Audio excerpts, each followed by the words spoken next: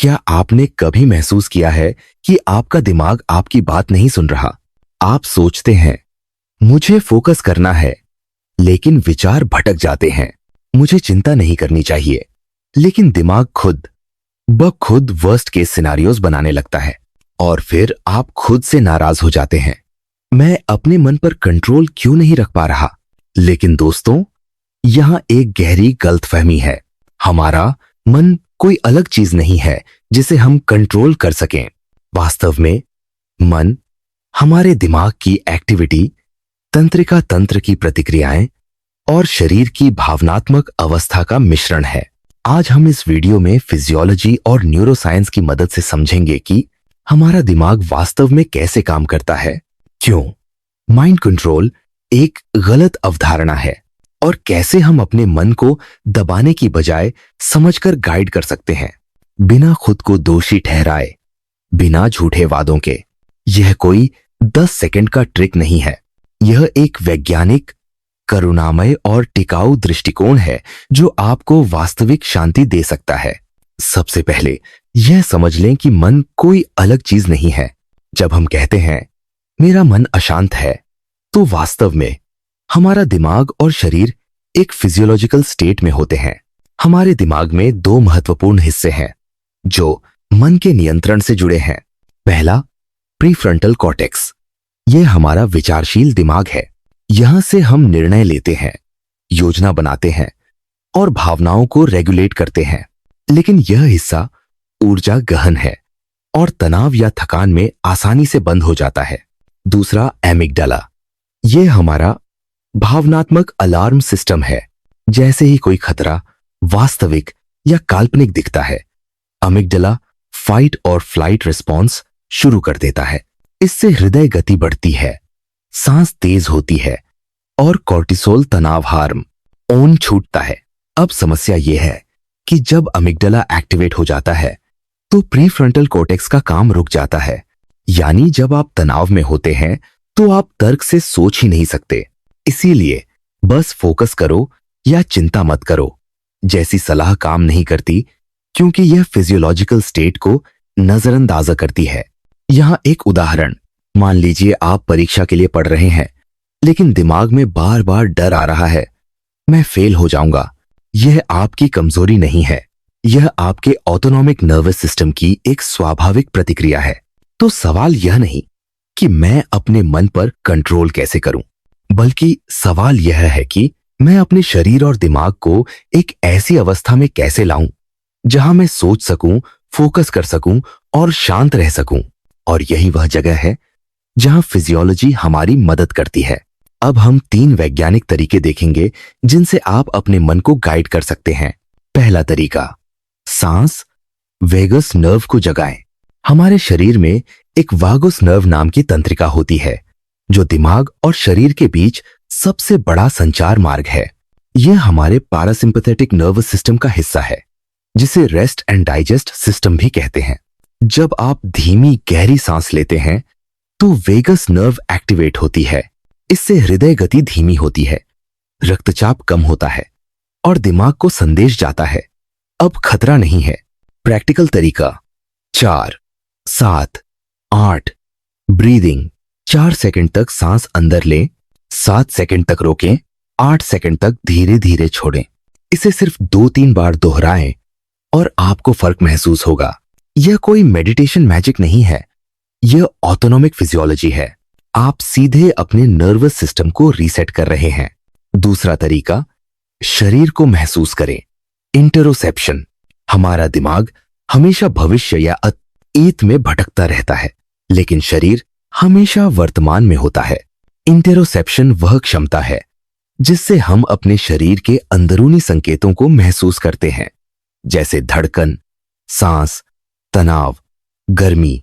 जब आप अपने शरीर को स्कैन करते हैं, मेरे कंधे तने हुए हैं, मेरी छाती में दबाव है, मेरी सांस तेज है, तो आप अपने दिमाग को वर्तमान में लाते हैं।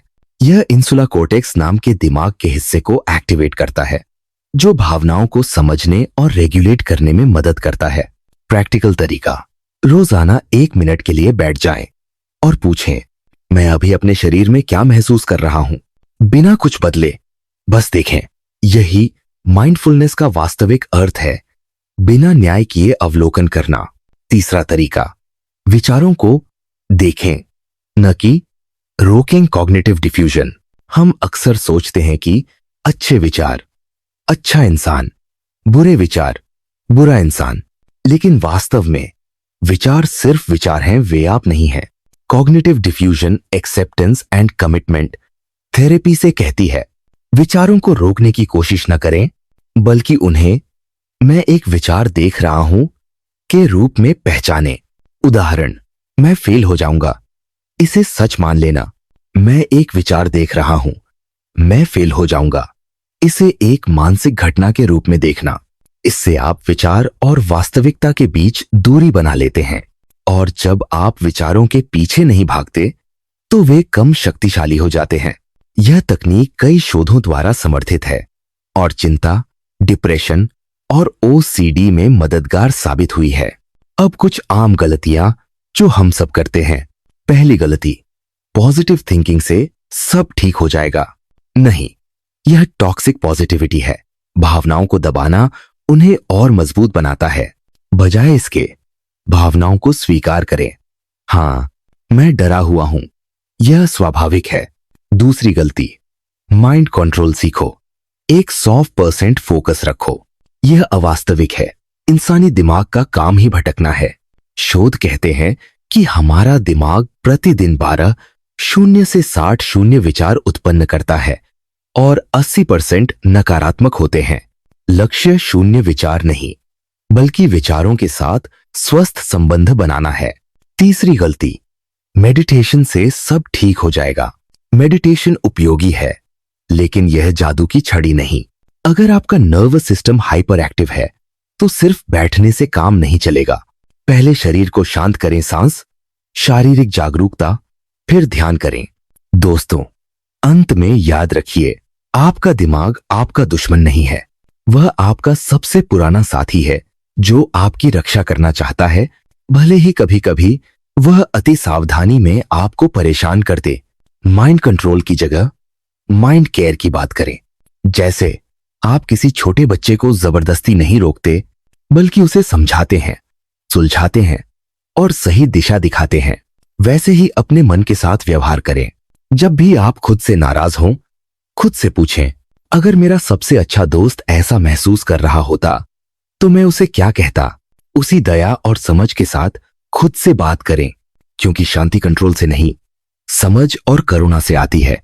दोस्तों, अगर आप अपने मन को समझना चाहते हैं तो आपको नींद को नजरअंदाज नहीं करना चाहिए, क्योंकि नींद सिर्फ आराम नहीं, यह दिमाग की मेंटेनेंस का समय है। जब आप गहरी नींद में होते हैं तो आपका दिमाग ग्लिम्फेटिक सिस्टम के जरिए अपने अंदर के विषाक्त पदार्थों जैसे बीटा एमिलॉइड, जो अल्जाइमर से जुड़ा है, आपको साफ करता है। साथ ही इमोशनल मेमोरीज को प्रोसेस किया जाता है। लेकिन अगर आप कम नींद लेते हैं तो क्या होता है? प्रीफ्रंटल कॉर्टेक्स कमजोर हो जाता है, जिससे फैसले गलत होते हैं। अमिगडाला 60% ज्यादा रिएक्टिव हो जाता है, जिससे छोटी बात पर गुस्सा या डर आता है। और कॉर्टिसोल, तनाव हार्मोन, लगातार ऊंचा रहता है, जिससे चिंता बढ़ती है। शोध बताते हैं कि सिर्फ एक रात की नींद की कमी भी दिमाग को उसी तरह प्रभावित करती है जैसे 0.05% ब्लड अल्कोहल लेवल। यानी आप नशे में हो तो मन को कंट्रोल करने की कोशिश करने से पहले पूछिए, क्या मैं पिछले 3 दिनों में 7 से 8 घंटे की नींद ले पा रहा हूं? अगर नहीं तो कोई तकनीक काम नहीं करेगी, क्योंकि आपका दिमाग फिजियोलॉजिकली एग्जॉस्टेड है।